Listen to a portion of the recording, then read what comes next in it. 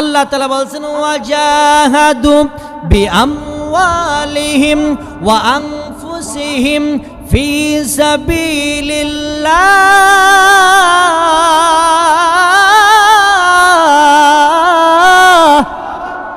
আল্লাহ তাআলা বলেন আমার প্রতি ঈমান আনবে, রাসূলের প্রতি ঈমান আনবে, এরপরে ওই ঈমানদার বসে থাকবে না, ওই ঈমানদার কখনো বসে থাকতে পারে না, এর প্রতি কোনো সন্দেহ না পোষণ করে আল্লাহর পথে জান এবং মাল দিয়ে যারা জিহাদ করবে, কি করবে বলেন?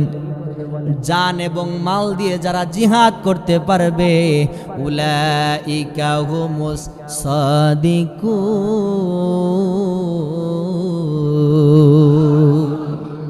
এরাই হলো সাচ্চা লোক, এরাই হলো ইমানদার।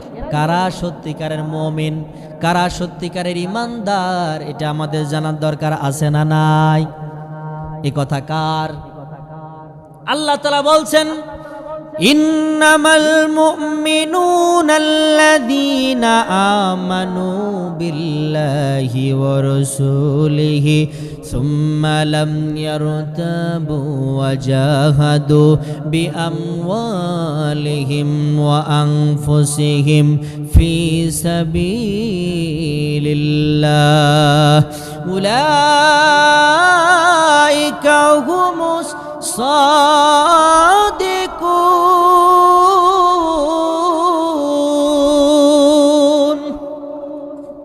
আল্লাহ তাআলা বলেন ও দুনিয়ার গোলামেরা, ইন্নামাল মুমিনুনাল্লাযীনা আমানু বিল্লাহ, যারা সত্যিকারের মুমিন, যারা সত্যিকারের ইমানদার হবে, যারা নিজেকে সত্যিকারের মুমিন দাবি করবে, সত্যিকারের ইমানদার হতে হলে অবশ্যই আমানু বিল্লাহ, ঈমান আনতে হবে। কার উপরে বলেন?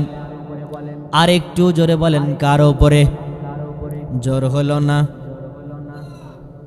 আরে মিয়া, সামান্য 5 টাকার পান আর 2 টাকার বিড়ির লোভে যে পরিমাণ স্লোগান হয় নেতার নামে আর আল্লাহর নামে স্লোগান দিতে এত কৃপণতা করা, এটা তো ঠিক না। কথা বলেন ঠিক কি না? ঈমান আনতে হবে কার উপরে বলেন?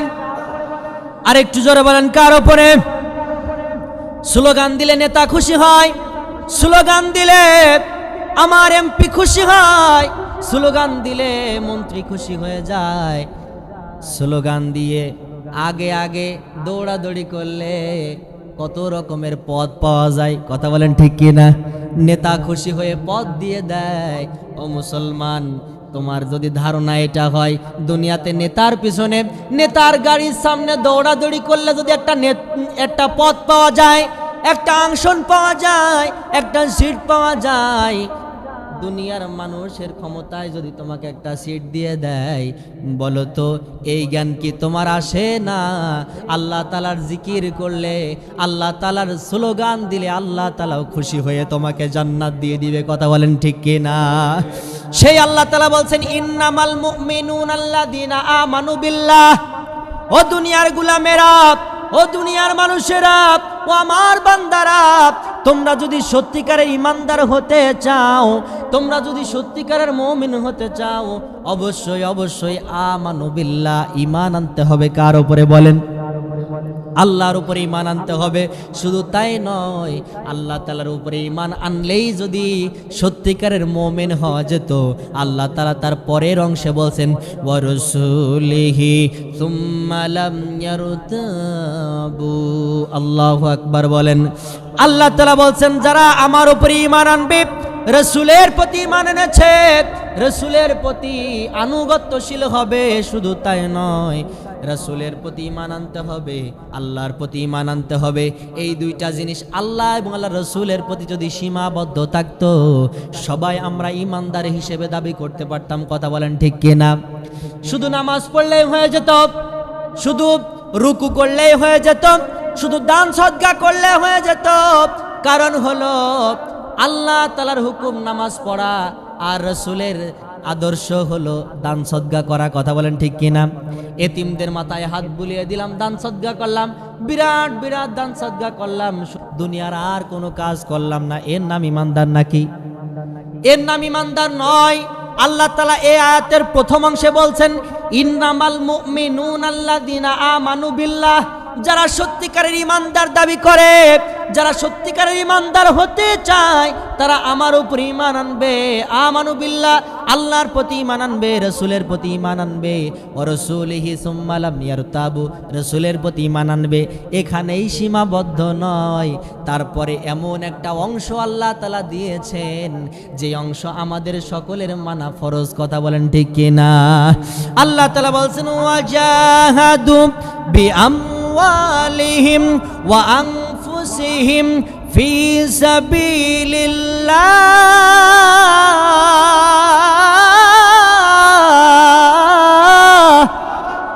আল্লাহ তাআলা বলেন, আমার প্রতি ঈমান আনবে, রাসূলের প্রতি ঈমান আনবে, এরপরে ওই ঈমানদার বসে থাকবে না। ওই ঈমানদার কখনো বসে থাকতে পারে না। এর প্রতি কোনো সন্দেহ না পোষণ করে আল্লাহর পথে জান এবং মাল দিয়ে যারা জিহাদ করবে, কি করবে বলেন? জান এবং মাল দিয়ে যারা জিহাদ করতে পারবে, উলাইকা হুমুস সাদিকুন,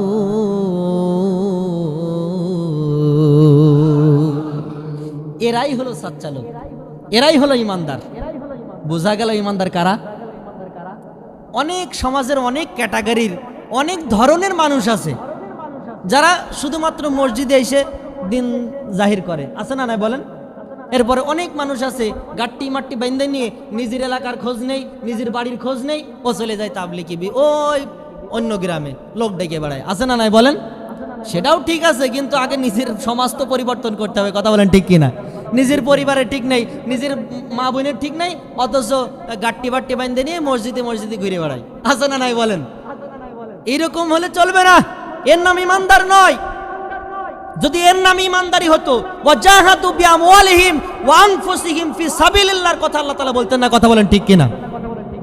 আল্লাহর পথে জান এবং মাল দিয়ে জিহাদ করতে হবে। আল্লাহর পয়গম্বর কালেমার দাওয়াত দিয়ে বেড়ায়, কালেমার দাওয়াত দেয়। ওই সমাজে তৎকালীন বড় বড় কাফের, আবু জাহেল, উতবা, সাইবা, আবু লাহাব ডাক দিয়ে বলে, ও আব্দুল্লাহর বেটা মোহাম্মদ, কি চাও? যা চাও তাই দেওয়া হবে। ক্ষমতা লাগবে, ক্ষমতা দেওয়া হবে। টাকা পয়সা লাগবে, টাকা পয়সা দেওয়া হবে। এই মক্কা নগরীর সব থেকে সুন্দরী নারীর সাথে তোমাকে বিবাহ দেওয়া হবে। টেনশন করা লাগবে না, চিন্তা করা লাগবে না। আগামী 10 প্রজন্ম বসে বসে খাতি পারবা, সব কিছু দেওয়া হবে। কি করতে হবে বলেন?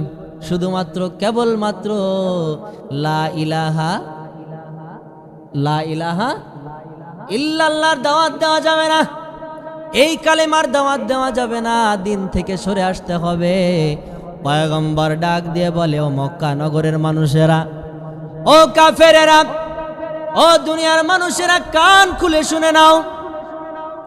যেটা দেওয়া সম্ভব সেটা তো দূরের কথা, যেটা দেওয়া সম্ভব নয়, যেমন আকাশ থেকে বাম হাতে চাঁদকে এনে দাও, আকাশ থেকে ডান হাতে সূর্যকে এনে দাও, তবুও আমি কালেমা থেকে এক ফোঁটা সরে যেতে পারবো না। কথা বলেন ঠিক কিনা? আল্লাহর পয়গম্বর চাইলে আল্লাহর কাছে শুধু দোয়া করতেন, ওগো আরশের মালিক, এত কষ্ট আর সহ্য হয় না, না খাওয়ার যন্ত্রণা, এই যে কালেমার দাওয়াত দিলে কত মানুষ আমাকে ধরে মারে। মক্কা নগরের মানুষেরা গলায় গামছা বেঁধে টানা হেঁচড়া করে, আছে না নাই বলেন? ইতিহাস আমরা সাক্ষী। আল্লাহর পয়গম্বর বারবার পড়ে গিয়েছে তায়েফের ময়দানে কালেমার দাওয়াত দেওয়ার কারণে। তায়েফের লোকেরা বারবার বিশ্বনবীকে পাথর দিয়ে আঘাত করেছে। যারা রেল লাইনে গেছেন আপনারা জানেন, রেল লাইনের মাঝখানে দেখবেন লম্বা সরু সরু পাথর, কথা বলেন ঠিক কিনা? সরু সরু পাথর, ওই তায়েফবাসীরা এরকম সরু সরু পাথর নিয়ে কলিজার টুকরা নবীর শরীর মুবারকে মেরেছে। আম্মা জান আয়েশা রাদিয়াল্লাহু তাআলা আনহা বর্ণনা করেন, আমি একদিন কলিজার টুকরা পয়গম্বরকে জিজ্ঞাসা করলাম, ও পয়গম্বর, আপনার শরীরে এই দাগ কিসের? খুসা খুসায় দাগ কেন? আপনার কি কোনোদিন বসন্ত হয়েছে নাকি? আপনার কোনোদিন পক্স উঠেছিল নাকি? এই দাগ কিসের দাগ? কলিজার টুকরা পয়গম্বর ডাক দিয়ে বলে, ওয়াসা গো, এটা কোনো পক্সের দাগ নয়, এটা কোনো বসন্তের রোগের দাগ নয়, এটা হলো আমি তায়েফে যখন কালেমার দাওয়াত নিয়ে গেছিলাম, তায়েফের লোকেরা না চিনতে পেরে আমাকে পাথর বৃষ্টি নিক্ষেপ করেছে, ওই যে দাগগুলো হয়েছে আজও সেই দাগগুলো মুছে যায় নাই। আল্লাহু আকবার বলে। শুধুমাত্র ইল্লাল্লাহ ইল্লাল্লাহ জিকির করব, শুধু নামাজ কালাম পড়ব, দান সদকা করব, এটাই যদি ঈমান হতো, আল্লাহ রাসূল তায়েফের ময়দানে মার খেতেন না। কথা বলেন ঠিক কিনা?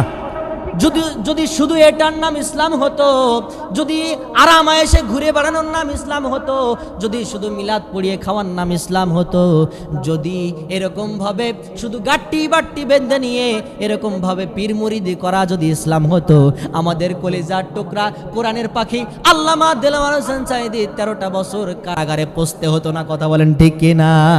শুধু তাই নয়, তাকে দুনিয়া থেকে শেষ পর্যন্ত বিদায় করে দেওয়া হলো। 1 মিনিটের জন্য, 1 সেকেন্ডের জন্য লা ইলাহা ইল্লাল্লাহর দাওয়াত থেকে সে পিছপা হয় নাই। কথা বলেন ঠিক কিনা? এজন্য ওই তায়েফের লোকেরা বারবার আঘাত করেছে, বারবার আঘাত করেছে। বলা হয়েছে 3 বার পড়ে গিয়েছে। একবার যখন প্রথমবার পড়ে গিয়েছে, অজ্ঞান হয়ে গেছে, আবার উঠে দাঁড়িয়েছে, আবার অজ্ঞান হয়ে গেছে, আবার উঠে দাঁড়িয়েছে, আবার অজ্ঞান হয়েছে, আবার উঠে দাঁড়িয়েছে। বলা হয়েছে কিতাবের ভিতরে এসেছে আল্লাহর রসুলের মাথা ফেটে রক্তগুলা পায়ের ভিতরে এসেছে। আমরা যারা মুরব্বী আছে, কাঠের খড়ং চেনেন নাকি আপনারা? কাঠের খড়ং পেত না আগে মানুষ? কাঠের খড়ং, আল্লাহর পয়গম্বর কাঠের খড়ং পড়ে আছে, এই রক্তগুলা চোয়ায়ে চোয়ায়ে পার ভিতরে কাঠের খড়ঙের ভিতরে ঢুকে রক্তগুলা জমাট বেঁধে পাগুলো আটকিয়ে গিয়েছে। আল্লাহু আকবার বলে। এটা কি শুধু কান সুখ করা? আপনি বুঝেন কি বলি আমি?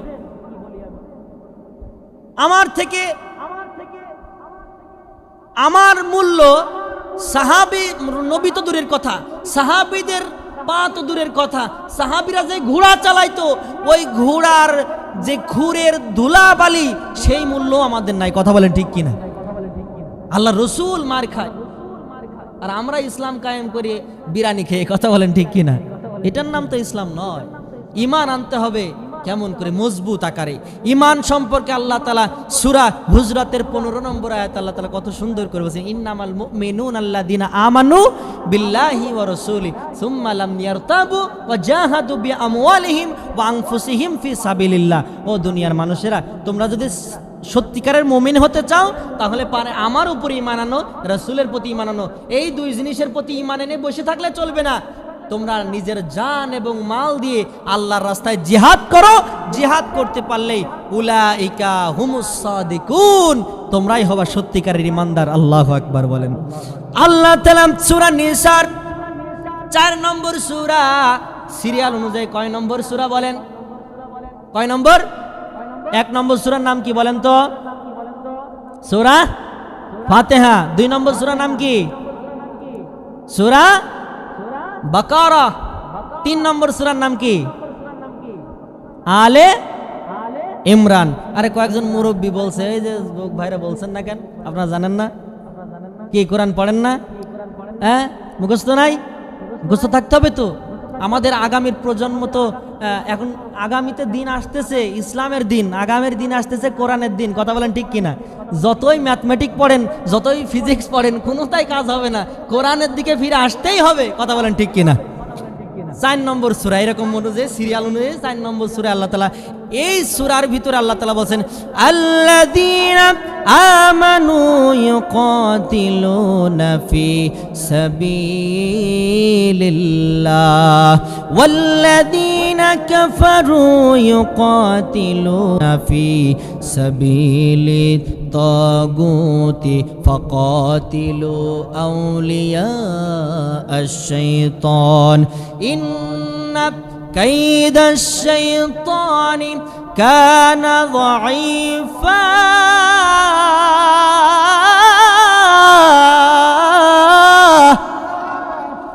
আল্লাহ তাআলা কত সুন্দর করে সূরা নিসার ভিতরে আমাদের জন্য জানায় দেন, আল্লাযীনা আমানু ইয়াকাতিলুনা ফি সাবিলিল্লাহ, যারা ঈমান এনেছে তারা আল্লাহর পথে লড়াই করে।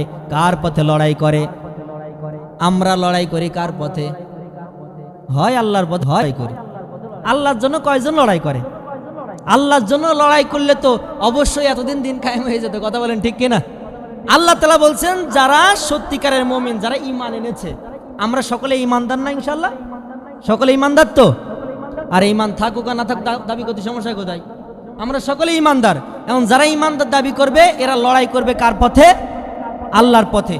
দল দুইটা। দল কয়টা? দুইটা। একটা তাগুত আর একটা কি? ইমানি শক্তি। একটা তাগুত, একটা কি? ইমানি শক্তি। আল্লাহর পথ আর শয়তানের পথ। এখন যারা ঈমানদার তারা লড়াই করবে কার পথে? কার পথে বলেন?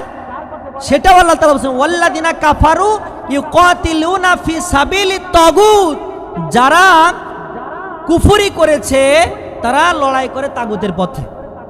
যারা আল্লাহর পথে কুফরি করেছে তারা লড়াই করে তাগুতের পথে।